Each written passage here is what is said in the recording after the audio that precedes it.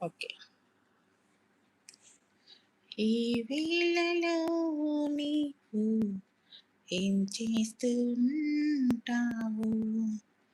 అనుకుంటుంటాను ప్రతి నిమిషము నేను. నా గుండె ఏనాడో చేజారిపోయింది, నీ నీడగా మారి నా వైపు రానంది.